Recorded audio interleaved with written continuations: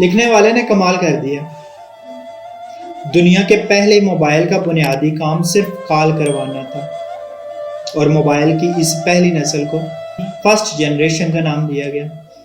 اور اس موبائل میں کال کرنے اور سننے کے سوا کوئی دوسرا آپشن موجود نہ تھا۔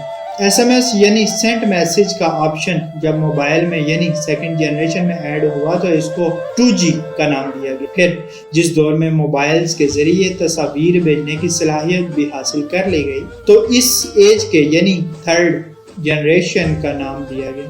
اور جب بذریعہ انٹرنیٹ متحرک فلمز اور موویز بھیجنے کی صلاحیت بھی حاصل کر لی گئی تو اسے 4G یعنی فورتھ جنریشن کا نام دیا گیا۔ اور ابھی جب موبائلز کی دنیا 5G کی طرف بڑھ رہی ہے تو اس وقت تک دنیا کی ہر چیز کو موبائل میں شفٹ کر دیا گیا ہے۔ آج دنیا کا شاید ہی کوئی ایسا کام ہوگا جو موبائل سے نہ لیا جا رہا ہو، مگر حیرت کی بات یہ ہے کہ اتنی ترقی کرنے اور نت نئے مراحل سے گزرنے کے باوجود یہ موبائل آج بھی اپنا بنیادی کام نہیں بھولا۔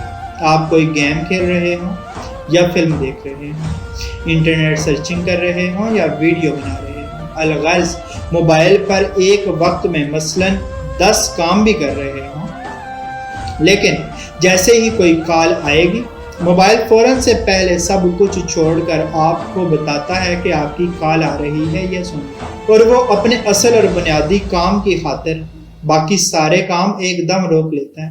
اور ایک انسان جب اللہ نے اپنی عبادت کے لیے پیدا فرمایا اور ساری کائنات کو اس کی خدمت کے لیے سجا دیا گیا، وہ اللہ کی کال پر دن میں کتنی بار اپنے کام روک کر مسجد جاتا ہے۔ مسجد جانا تو درکنار، اب اللہ کی کال یعنی اذان پر ہم اپنی گفتگو بھی روکنا مناسب نہیں سمجھتے۔ کاش ہم موبائل سے اتنا سا ہی سبق سیکھ لیں جسے ہم نے خود ایجاد کیا، اور ایک لمحہ خود سے جدا نہیں کرتے کہ دنیا کے سب کام کرو مگر اپنی پیدائش کا بنیادی مقصد اللہ کی عبادت کبھی نہ بھولو۔ اذان ہوتے ہی سب کچھ روک کر مسجد چلو اور اللہ کی کال پر لبیک کہو۔ اللہ پاک آسانیاں حاصل اور تقسیم کرنے کا ارشاد عطا فرمائے، آمین، جزاک اللہ۔